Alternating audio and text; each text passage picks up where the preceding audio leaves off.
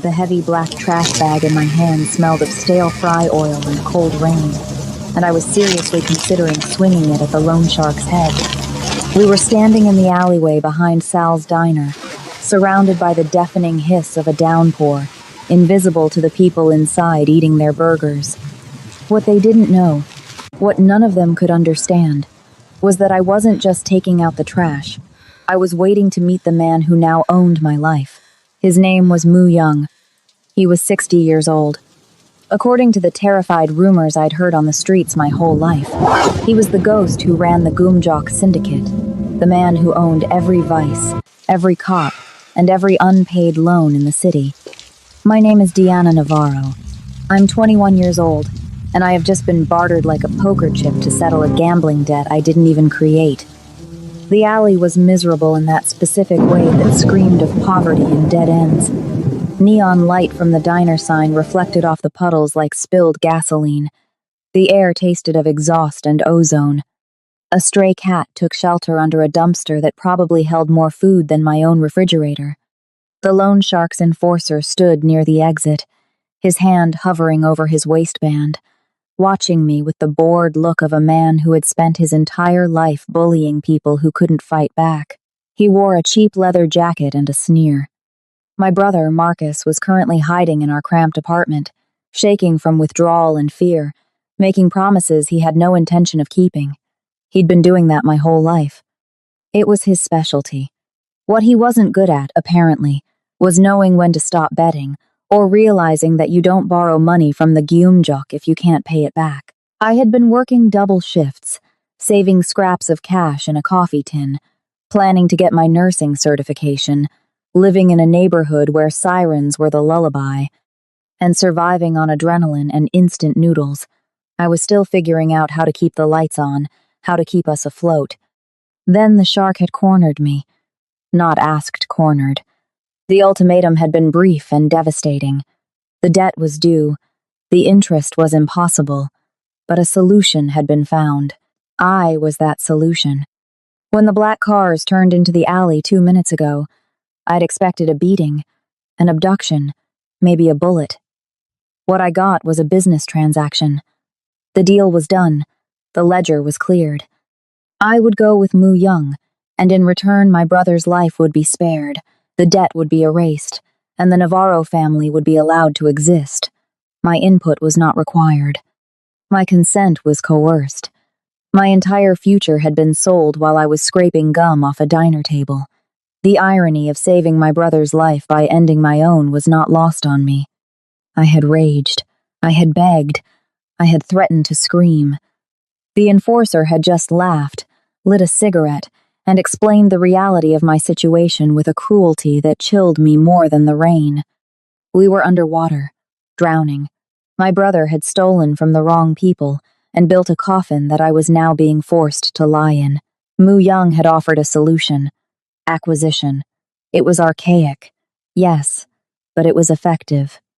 He needed a spouse for a visa, a clean face for the public, a wife who was invisible to his enemies because she was so far beneath his station. And what did I get? I got to stop my brother from being dismembered. I got to sacrifice my autonomy, my pride, my youth, for the mistakes of a boy who never once asked me what I wanted from life. The thing that made it worse, the thing that made me want to scream until my throat bled, was that a part of me had always known this was possible. I'd grown up in a world where everything had a price tag, where poor girls were just currency waiting to be spent. I just always believed I'd be smart enough to escape. I'd been naive. Now, I stood in a rain-slicked alley waiting for my future husband to step out of the car. The lead vehicle was a Bentley, sleek and silent as a shark. The back door opened. Moo Young didn't scramble out of cars. He emerged. He stepped onto the wet pavement, and the atmosphere in the alley shifted instantly. The enforcer straightened up, tossing his cigarette, terrified. Moo Young was unexpected. I'd imagined a monster, a crude, violent gangster in a tracksuit with gold chains, the stereotype of a heavy-handed heavy. What walked toward me was something far more dangerous. He was tall, with the kind of posture that suggested both military discipline and absolute authority. His trench coat was bespoke wool, perfectly tailored, worth more than the building I lived in. His hair was thick, silver gray, swept back from a face that was all sharp angles and stoic calm, like a statue carved from granite. But it was his eyes that made me forget to breathe. They were dark, intelligent, and utterly unreadable. He didn't look at me like a piece of meat. He looked at me like he was appraising a complex chess move. He introduced himself. His voice was deep, smooth, with a precise accent that commanded attention without raising a decibel. "Get in the car, Miss Navarro," he said. It wasn't a demand. It was an invitation to a different world. "You're late," I said, my voice shaking but my chin high. Something flickered in his dark eyes. Amusement, maybe. Or respect. "I am never late," he replied, signaling for his driver to take the trash bag from my hand. The world simply waits. I looked at his outstretched hand. It was manicured, strong, wearing a watch that cost a fortune. This was it. The moment I could run and die, or take his hand and disappear. I dropped the trash bag. I took his hand. And as the heavy door of the Bentley thudded shut, sealing out the rain and the smell of the diner, I realized I had just left my life behind. The poor girl was gone. The game had begun. Deanna just made the most dangerous choice of her life. She stepped into the devil's Bentley to save her brother, but did she just sign a contract with something far worse than death? Smash that subscribe button and turn on notifications because you do not want to miss her arrival at the Glass Fortress. Drop a comment below. Would you marry a ruthless mafia king to wipe your family's debt? Yes or no? Like this video if you are addicted to this intense age gap chemistry. The door is closed, the rain is locked out, and the real game begins now. The drive took 40 minutes, and in that time, Moo Young didn't speak a single word. He didn't have to. The silence in the back of the Bentley was heavier than the rain hammering against the bulletproof glass. I sat pressed against the door, clutching my knees, acutely aware that I was dripping dirty diner water onto leather seats that cost more than my brother's entire existence. I smelled like old fry oil and fear. Moo Young smelled like rain, expensive scotch, and the kind of power that didn't need to raise its voice. We left the city lights behind, climbing higher into the jagged hills where the air grew thin and the fog rolled in off the Pacific. When the car finally slowed, I looked out the window and felt my breath hitch. It wasn't a house. It was a fortress of glass and steel, cantilevered over the edge of a black, churning ocean. It looked like a jagged shard of ice stuck into the cliffside, beautiful and terrifyingly isolated. There were no neighbors, no streetlights, just the violent crash of the waves against the rocks hundreds of feet below and the cold glow of the house lights cutting through the storm. "Welcome home, Diana," Moo Young said. His voice was a low rumble, devoid of warmth but stripping away my defenses all the same. The driver opened the door, and the wind nearly knocked me over. Moo Young was there instantly, his hand hovering behind my back, not touching, but guiding. A shield. We walked into the foyer, and the silence that greeted us was absolute. The ceiling soared 20 feet high, the floors were polished concrete, and the walls were floor-to-ceiling glass that looked out into the void of the night. It felt like standing inside a diamond. Cold. Hard. Expensive. "Mrs. Pack," Moo Young called out softly. A woman appeared from the shadows as if she'd been waiting for a century. She was tiny, severe, with hair pulled back so tight it pulled at her eyes. She wore a pristine uniform that made my grease-stained jeans feel like a crime. She looked me up and down, her gaze lingering on my worn-out sneakers, then flicked her eyes to Moo Young. There was no judgment in her face, only a terrifying efficiency. "Take her coat," Moo Young ordered, slipping out of his own trench coat. "Burn it, prepare the guest suite, and find her something to wear that doesn't smell of despair." "Yes, Sajong Nim," she replied, her voice like dry paper. She held out a hand for my soaked hoodie. I hesitated, then peeled it off. It was my only defense. Without it, I stood there in my stained uniform t-shirt, shivering. "Come," Mu Young said, walking toward a massive living area where a fire burned behind a glass wall. "We have business." I followed him, my sneakers squeaking on the concrete. He poured 2 glasses of amber liquid from a crystal decanter and held one out to me. I didn't take it. "I don't drink with kidnappers," I said, my voice trembling but loud in the cavernous room. Mu Young took a slow sip, his dark eyes fixing on mine. "I bought your debt, Deanna. I did not buy you. There is a difference." "Is there?" I snapped. "You own me. You said it yourself." "I own a piece of paper that says your brother owes the Gumjok Syndicate $200,000. He corrected calmly, setting the glass down. He walked to the window, staring out at the storm. "But I have no interest in slaves. I have a need for a partner." He turned, and for the first time, I saw the age in his face, the lines etched by 60 years of surviving a brutal world. He didn't look frail. He looked like a weapon that had seen too many wars. "Here are the terms," he said, the air in the room suddenly growing thin. "You will marry me. It will be a legal union, binding in the eyes of the state.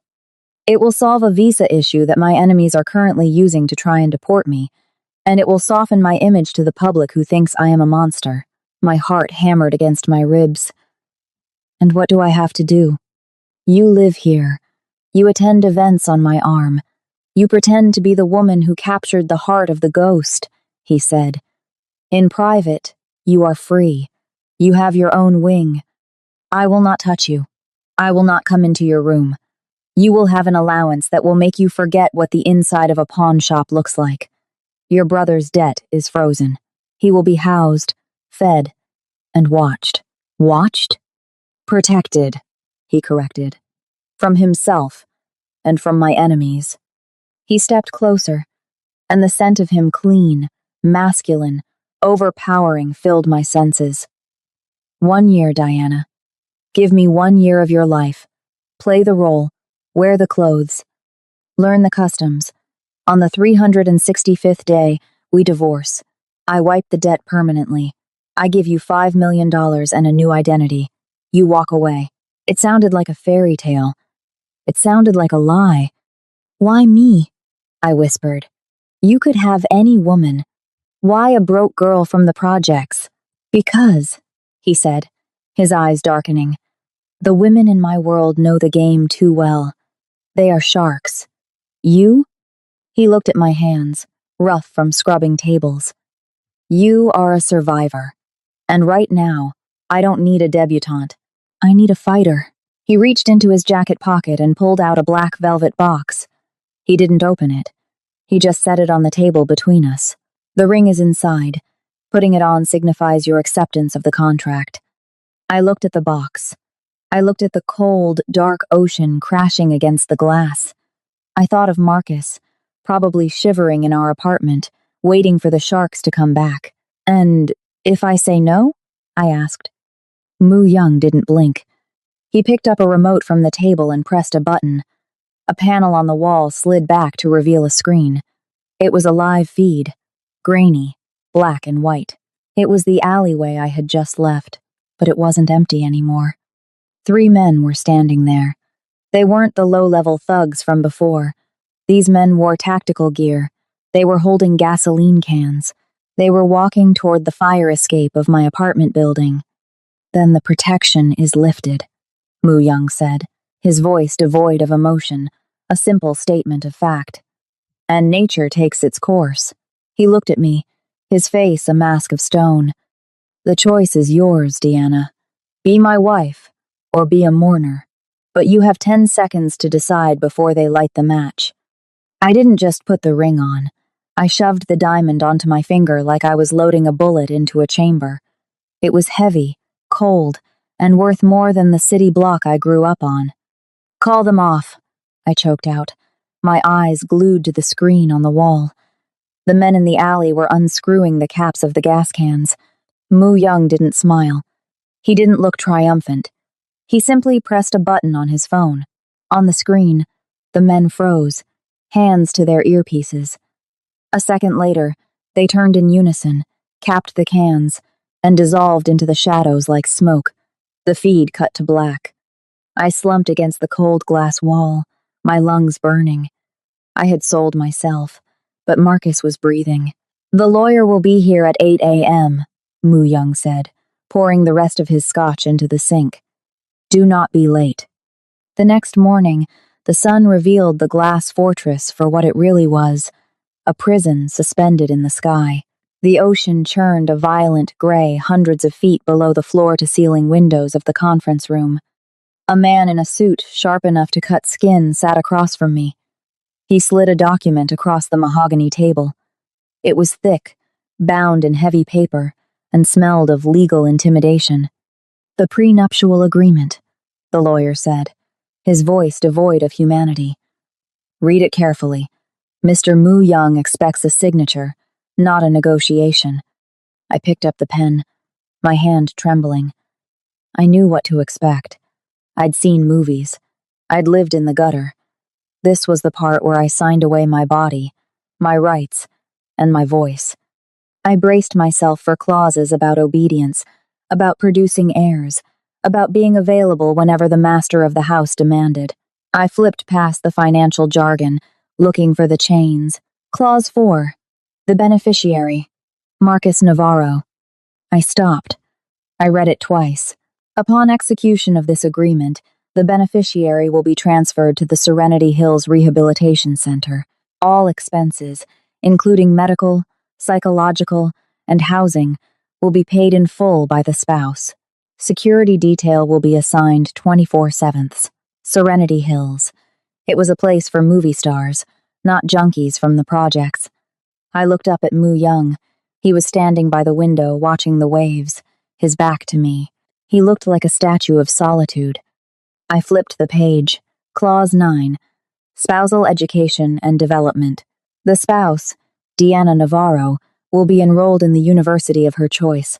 All tuition, tutoring, and related expenses are covered. Attendance is mandatory. An uneducated partner is a strategic liability. My throat went dry. He wasn't just paying my debts. He was forcing me to become someone. Then I found it. The clause I had been dreading. The bedroom clause. Clause 14. Cohabitation and intimacy. The marriage is a legal fiction for the purpose of public image and visa stability. There will be no cohabitation in the primary suite. There will be no physical relations of a sexual nature, unless explicitly initiated and verbally requested by the spouse, Deanna Navarro. Any violation of this clause by the husband, Moo Young, renders this contract void and triggers an immediate payout of the exit settlement. I stared at the words until they blurred. Unless initiated by the spouse. "I don't understand," I whispered. Moo Young finally turned. The morning light caught the silver in his hair, highlighting the deep, weary lines around his eyes. For a second, the terrifying Mafia boss vanished, replaced by a man who looked profoundly, achingly lonely. "What is there to understand?" he asked quietly. "You bought me," I said, waving the paper. "Men who buy women. They don't write clauses like this. You could have demanded anything. Why give me the power to say no?" He walked over to the table, placing both hands on the wood.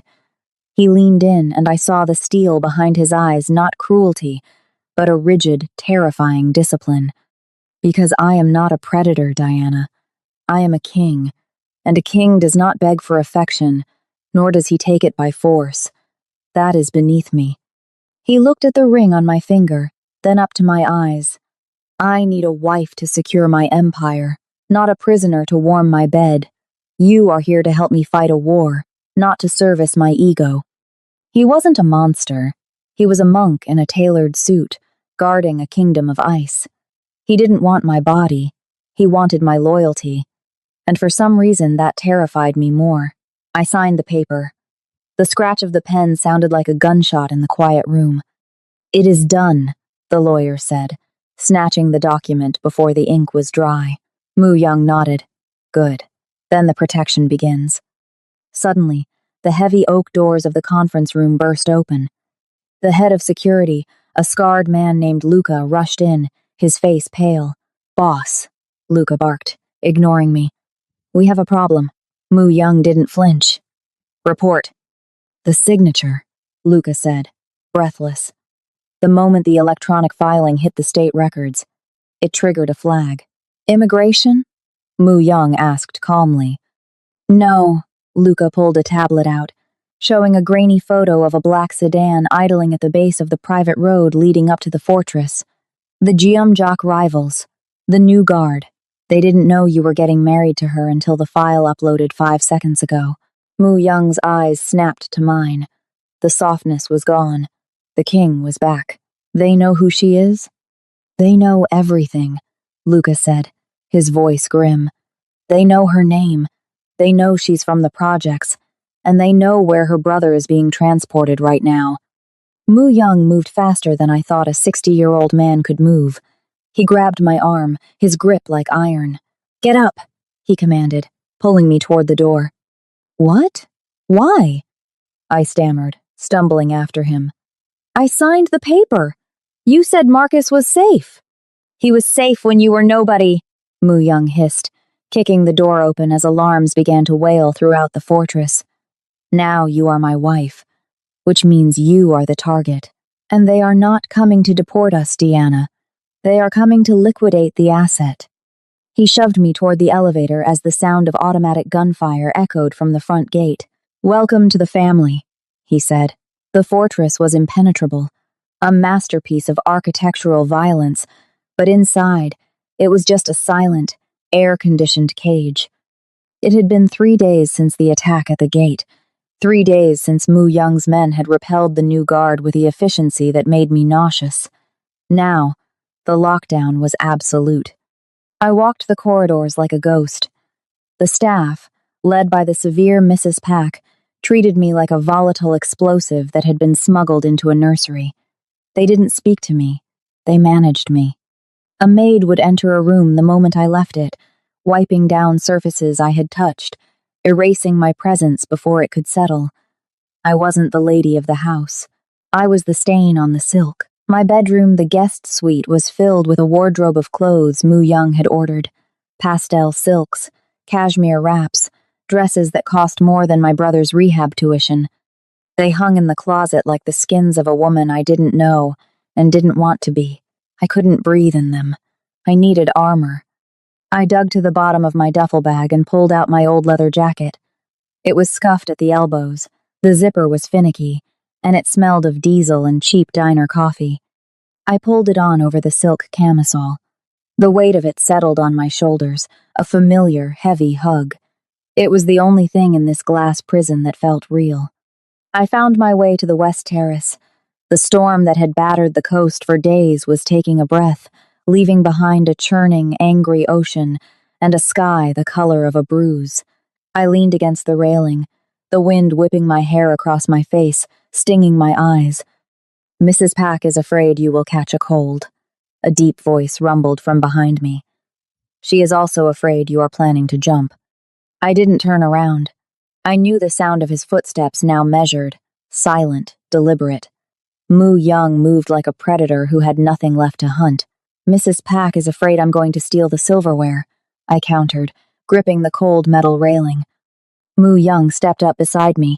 He wasn't wearing his suit jacket, just a crisp white shirt with the sleeves rolled up, revealing forearms that were surprisingly muscular, corded with veins and scarred by time. He looked at the ocean, then at me. His gaze dropped to the leather jacket. That does not match the wardrobe I provided, he noted. The wardrobe you provided is for a doll, I said, my voice sharp. I'm not a doll. This jacket. It's the only thing that kept me warm when we couldn't pay the heating bill. It's the only thing that protected me when I walked home at 3 a.m. I waited for the command. I waited for him to tell me to take it off, to look the part of the sophisticated trophy wife he had paid for. Instead, he turned his body toward me, leaning a hip against the railing. The wind tossed his silver hair, making him look younger, wilder. Tell me, he said softly. I blinked. Tell you what? About the jacket, he said. About the cold. About the walk home at 3 a.m. I stared at him. The distance between us, 60 years of life, millions of dollars, an entire ocean of culture felt impossible to bridge. But his eyes weren't condescending. They were hungry, not for my body, but for my truth. Why? I asked guardedly. Because I know how to run an empire, Diana. I know how to silence a room. I know how to kill a man without touching him, he said, his voice dropping to a rough whisper. But I have forgotten what it is to survive on the ground. And if you are to be my partner, if you are to help me see the threats I am missing, you must teach me, show me the world through your eyes. He reached out, his fingers hovering inches from the scuffed leather on my shoulder. This is a scar, he murmured, pointing to a tear I had stitched up with dental floss. Broken bottle, I said, my throat tight. A drunk at the diner didn't like his eggs. Moo Young's jaw tightened. A flash of pure, cold violence passed behind his eyes, not at me, but for me. And this? He pointed to a stain near the cuff. Motor oil. Fixing my brother's bike so he could get to a job interview he didn't get. He listened. He didn't interrupt. He didn't offer pity. He offered witness. For 20 minutes, standing in the wind, the gap between us didn't close, but it stopped feeling like a canyon and started feeling like a bridge. You are stronger than my lieutenants, he said finally, a strange respect in his tone. They fight for greed. You fight for breath. He was about to say more, his hand finally settling on the leather of my shoulder in a gesture that felt shockingly protective, when a sudden shrill sound cut through the roar of the ocean. It wasn't his phone. It wasn't mine. We both froze. The sound was coming from inside my jacket. I patted the pockets. Empty. My heart slammed against my ribs. I reached inside the lining, where the silk had torn away from the leather years ago. My fingers brushed against cold plastic. I pulled it out. A burner phone. Tiny, cheap, disposable. I had never seen it before in my life. Diana, Moo Young said, his voice dropping to a lethal command deck calm. Do not answer that. The phone vibrated in my hand, glowing with a single text message on the screen. Nice jacket. Fits better than the shroud we're stitching for you. I looked up at Moo Young, horror flooding my veins. I didn't put this here. This wasn't here this morning. Moo Young stared at the device, his face draining of all color. He realized it at the exact same moment I did. I had been in the fortress all day. My jacket had been in the guest suite closet. The breach, he whispered, the realization hitting him like a physical blow. It isn't outside the gate. He grabbed my arm hard. The threat is inside the house. The burner phone now sat in a Faraday bag in Luca's pocket, but its phantom vibration still rattled my bones. The fortress was no longer a sanctuary. It was a glass cage with a viper loose inside. I couldn't sit still. I paced the marble floors of the living room until Moo Young grabbed my wrist. His grip was cool, dry, and absolute. You are loud when you think, he said. Come. He didn't take me to the panic room. He took me to the dojo, a stark, silent room with tatami mats and a wall of polished weapons. He took off his jacket, rolling up his sleeves to reveal forearms that were a map of old violence. Attack me, he ordered. What? You are afraid. Fear makes you frantic. Frantic gets you killed. Attack me. I hesitated, then lunged. It was a sloppy, desperate shove meant for a drunk in a diner. Moo Young didn't even blink. He sidestepped, caught my momentum, and before I could gasp, I was pinned to the mat, his knee gently but firmly on my spine. Dead, he whispered in my ear. I struggled, thrashing against his weight. He didn't budge. Stop fighting the wave, Diana. You are small. You have spent your life hating that, feeling crushed by the weight of the world. Now, use it. He let me up. Again. But this time, do not try to move me. Move around me.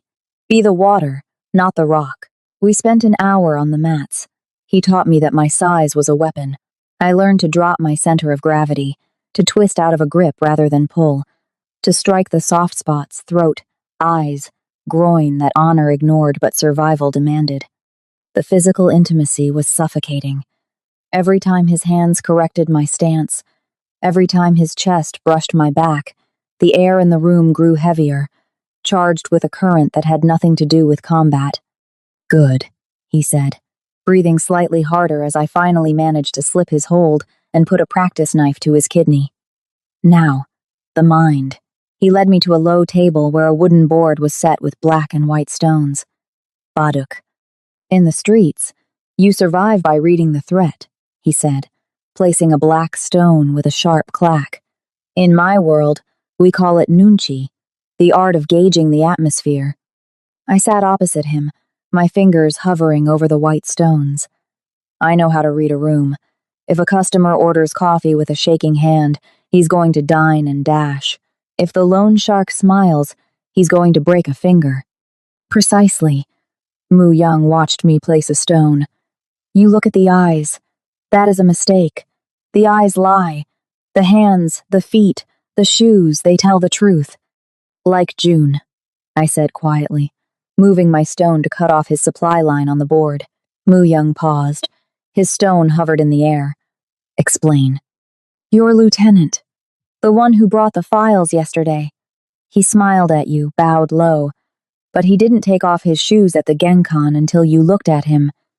And his heels, they were scuffed on the inside, like he'd been dragging his feet." Hesitating, Mu Young slowly lowered his hand. The silence stretched, thick and profound. He looked at the board, where my white stones had quietly surrounded his territory while he was lecturing me.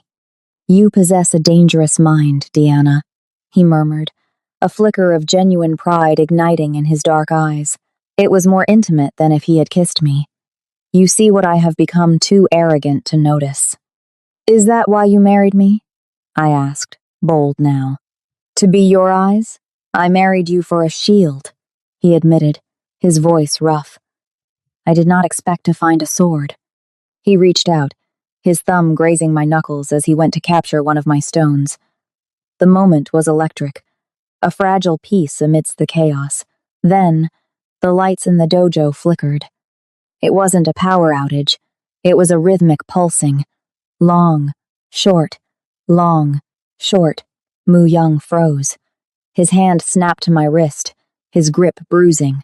"Morse code," he whispered, his face draining of blood. "What does it say?" I asked, panic rising in my throat. He looked at the ceiling, then at the hidden camera lens in the corner of the room. The red recording light wasn't solid. It was blinking in time with the overhead lights. "It says," Mu Young translated, his voice terrifyingly calm, "Checkmate, King." The electronic lock on the dojo door clicked. The heavy steel bolt slid home with a mechanical thud. We weren't locked in. The ventilation system above us hissed, and a pale, odorless gas began to flood the room. We survived the dojo because Mu Young didn't panic. He had shattered the reinforced glass of the observation window with a katana from the display wall, carrying me out into the hallway as the alarms screamed.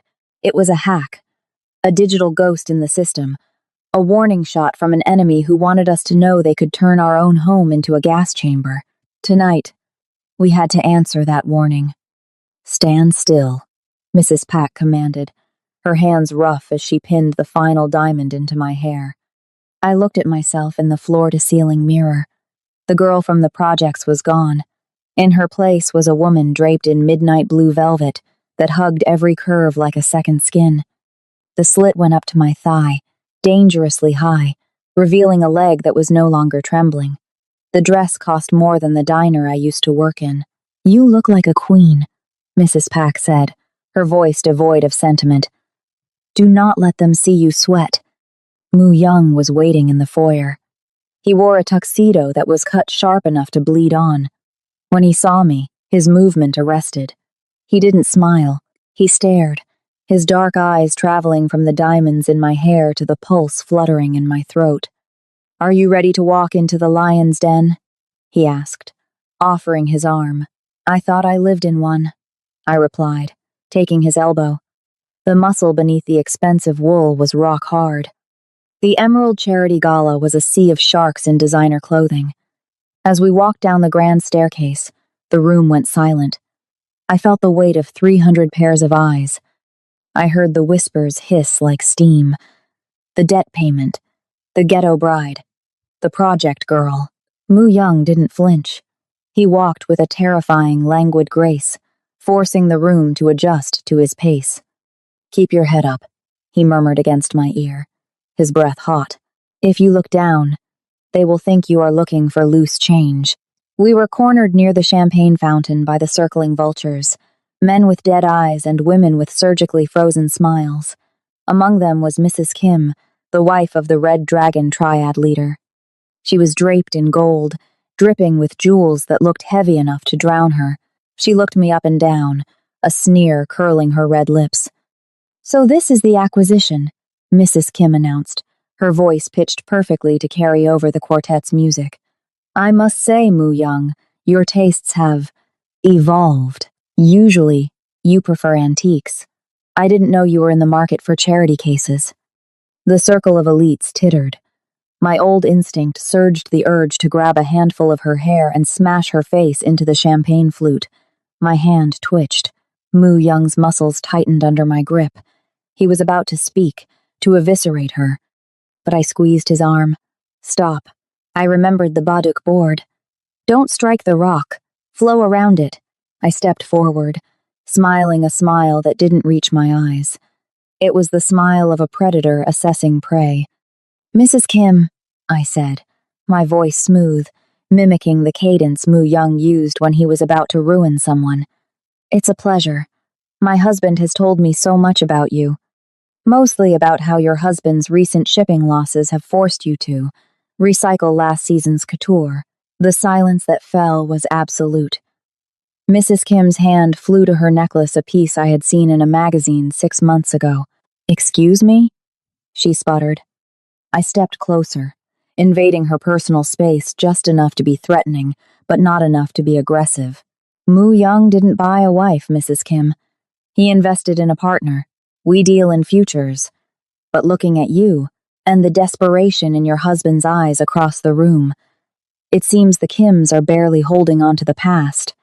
I plucked a champagne flute from a passing waiter and pressed it into her trembling hand.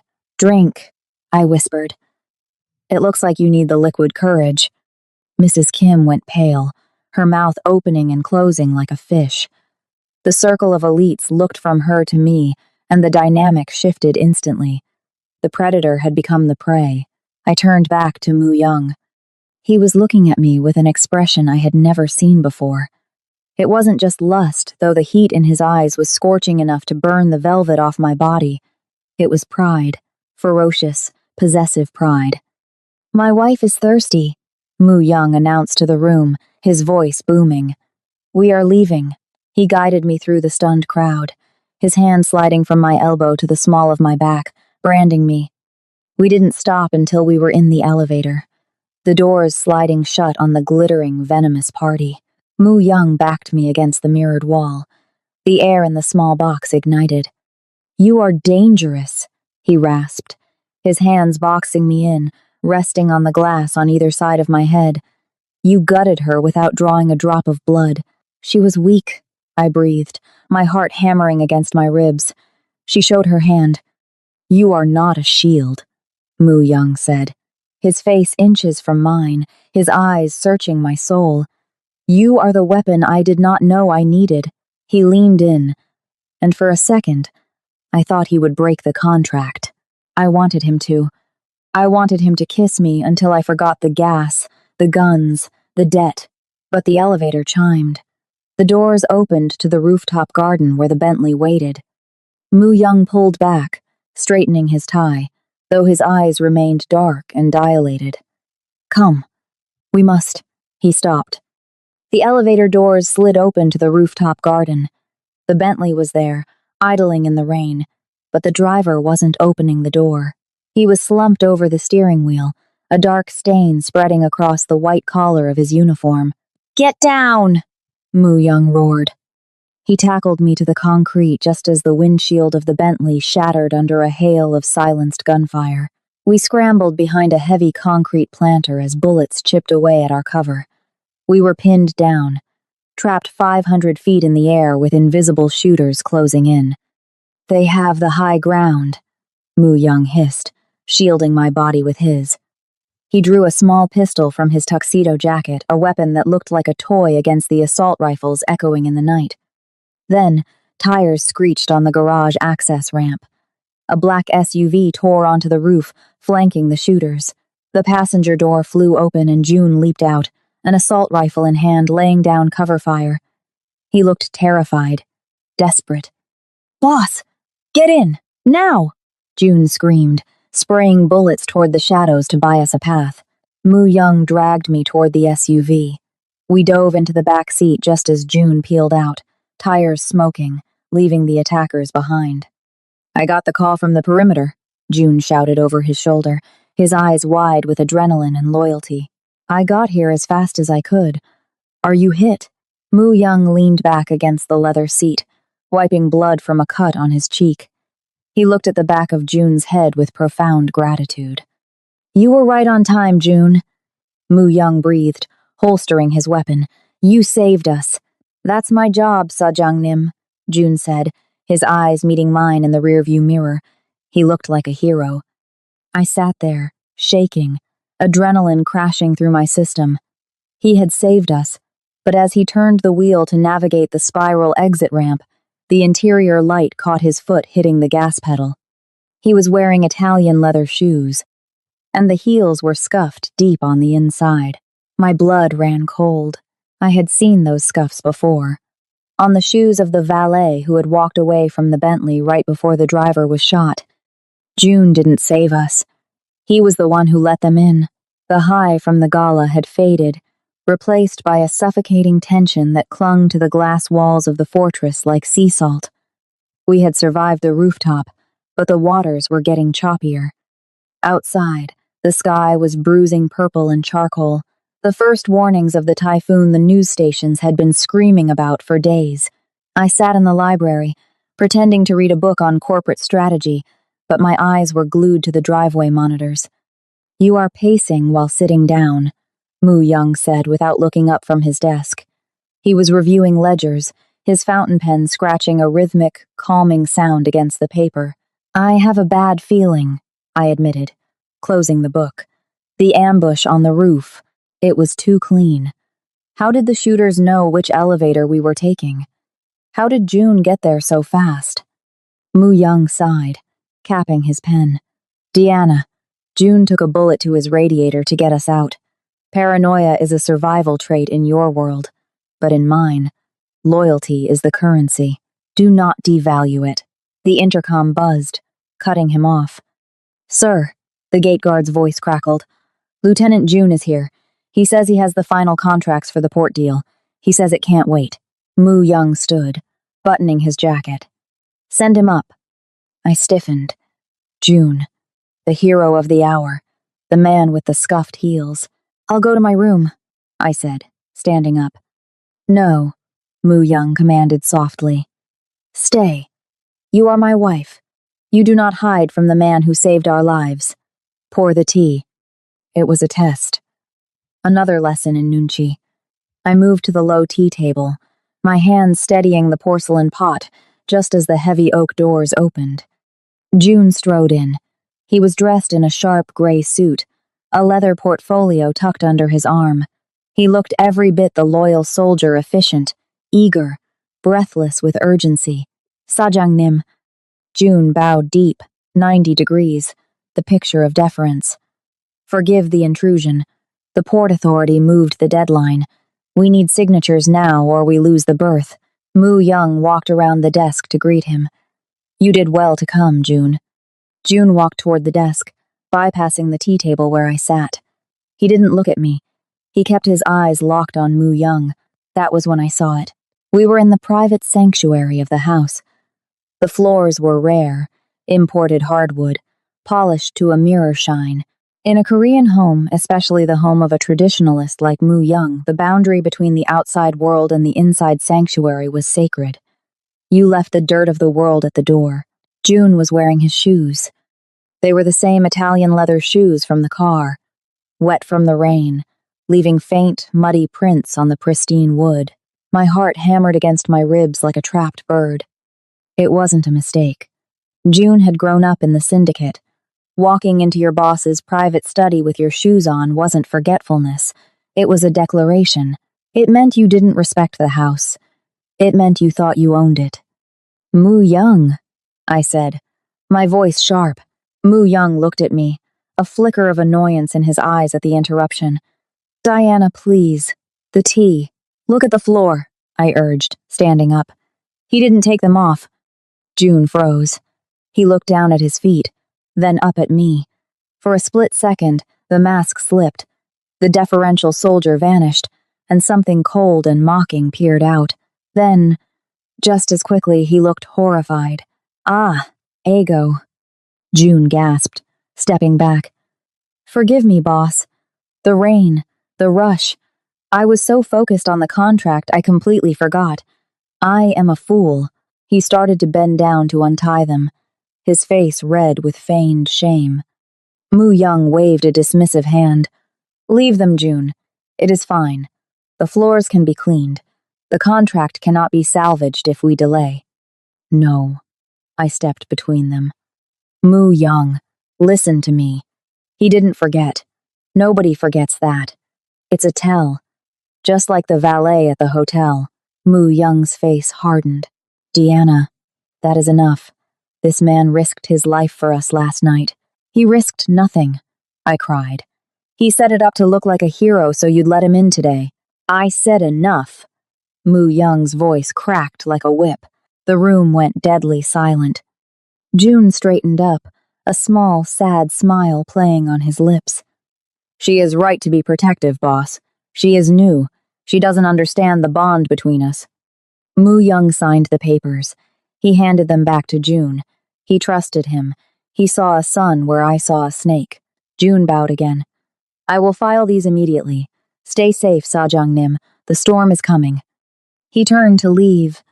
As he passed me, his back to Moo Young, June didn't bow. He winked. The doors closed behind him. I didn't argue. I didn't scream. Moo Young wouldn't listen. I went to the security room. If Moo Young wouldn't listen, I had to see for myself. I pulled up the external feeds, rewinding the footage of June's arrival. I watched him get out of his car. I watched him walk to the door. And then I saw it. He didn't come alone. The camera angle was wide. As June walked up the steps, 3 shadows detached themselves from the back of his car and slipped into the blind spot of the delivery entrance. They were dressed in black. They moved like smoke. I reached for the comms button to scream for Luca. The lights in the security room died. The screens went black, and from the darkness of the hallway behind me, I heard the soft, wet squeak of Italian leather shoes on polished floorboards. You really should have stayed in the library, Mrs. Pack. June's voice whispered from the dark. Now I have to make a mess. June lunged from the shadows, a blur of expensive gray wool and lethal intent. 3 weeks ago, I would have frozen. I would have screamed. But 3 weeks ago, I hadn't spent hours on a mat with a man who taught me that fear is just fuel. Drop, twist, escape. Moo Young's voice echoed in my head. I didn't try to fight June. He was twice my size and trained to kill. Instead, I dropped my center of gravity, collapsing to my knees just as his hands grasped for my throat. He stumbled over me, his momentum carrying him into the console desk. I didn't wait to see him recover. I scrambled on all fours toward the door, my fingernails scraping against the polished floor, and burst into the hallway just as the entire fortress screamed. It wasn't a siren. It was the wind. The typhoon had made landfall, slamming into the glass cliffs with a force that shook the steel foundations of the house. A crack of thunder detonated directly overhead, syncing perfectly with the moment the emergency lights flickered and died. Total, suffocating darkness swallowed the corridor. Deanna! June's voice echoed from the security room, playful and terrifying. Hide and seek? I love this game. I ran. I ran blindly, my hand trailing along the cold wall to guide me. My breath tore at my throat. The house, usually a silent tomb, was now a cacophony of noise, the roar of the ocean below, the rain lashing the glass like shrapnel, and the heavy, wet thud of boots pursuing me. I needed Mu Young.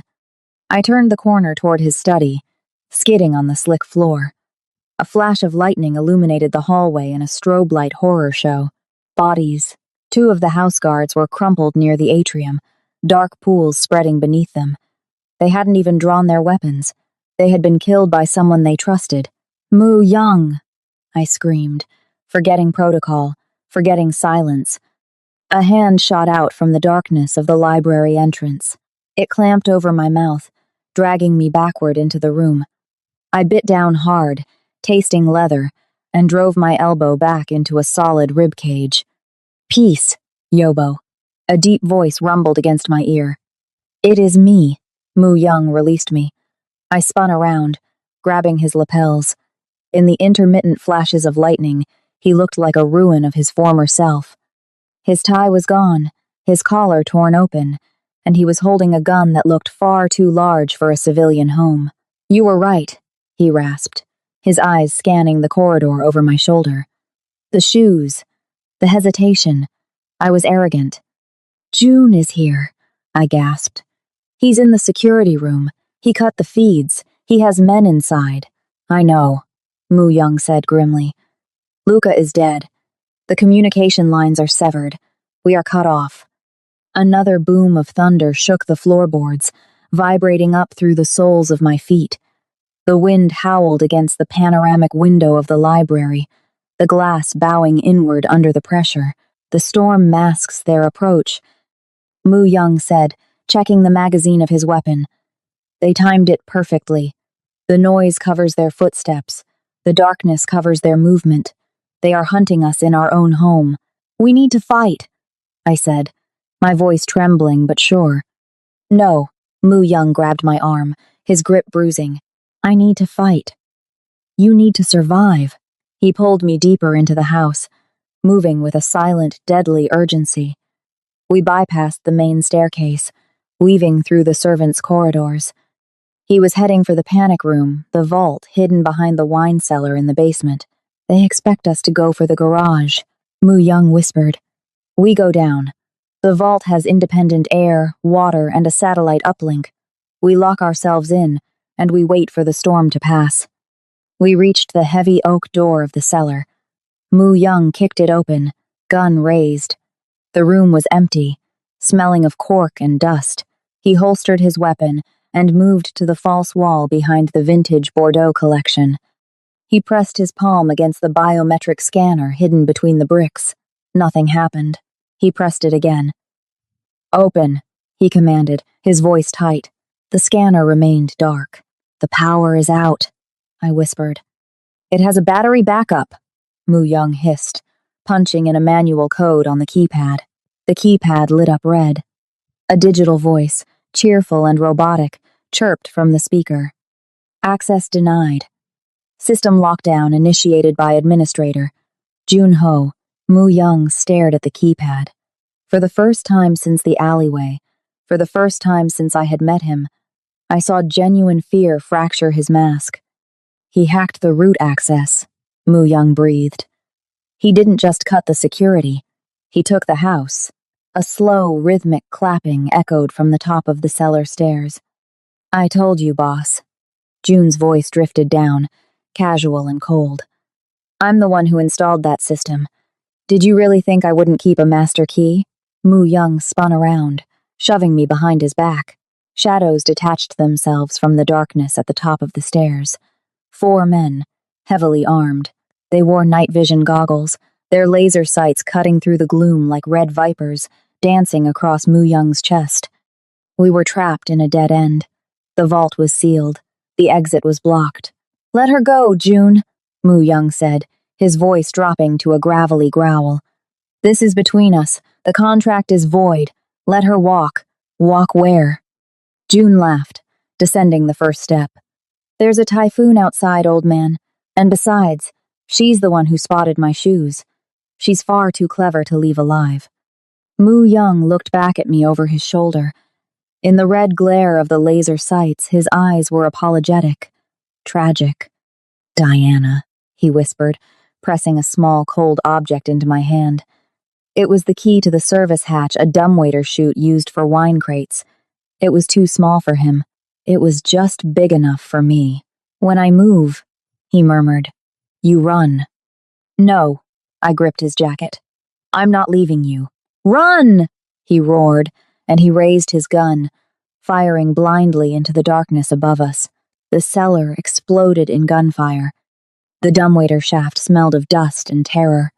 As the roar of Mu Young's gunfire deafened the men below, I hauled myself up the ropes, scraping my knuckles raw against the brickwork. I tumbled out onto the kitchen floor, gasping for air, my silk dress torn and stained with grease. The service exit was 10 feet away. The wind howled against the door, promising escape. I could run.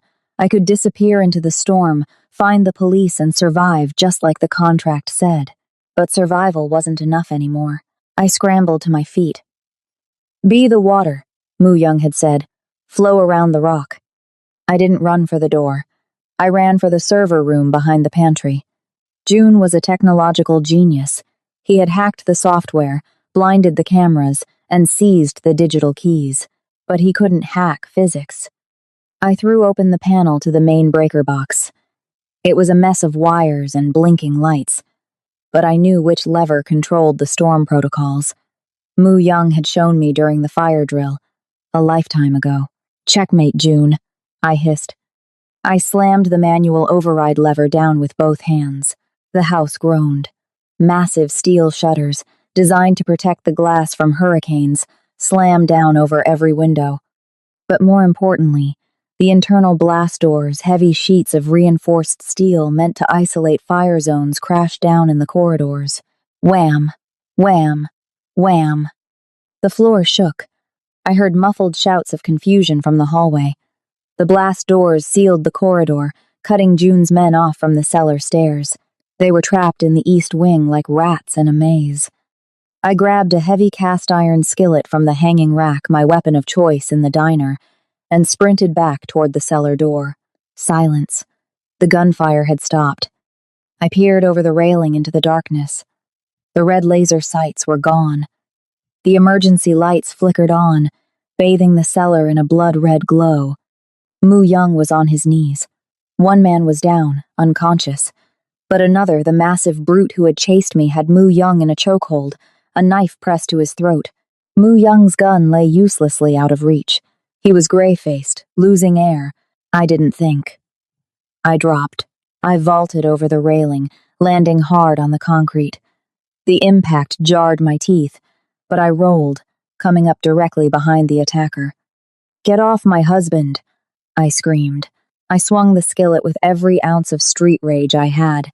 It connected with the back of the man's knee, the nerve cluster Mu Young had taught me to target. The man howled, his leg buckling, his grip loosened for a fraction of a second. That was all Mu Young needed.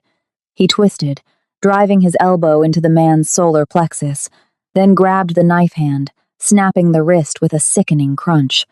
The man hit the floor, out cold. Mu Young looked up at me, his chest heaving, blood trickling from a cut on his brow. He looked at the skillet in my hand. He looked at the sealed blast doors. You didn't run, he wheezed, stumbling to his feet. I'm not a runner, I said, offering him a hand. I'm the queen, and this is my castle. He took my hand, pulling me into a fierce, desperate embrace. We stood there, breathing together in the red light, surrounded by fallen enemies. We were alive. We had won. Then, a slow, sarcastic clapping echoed from the shadows of the wine racks.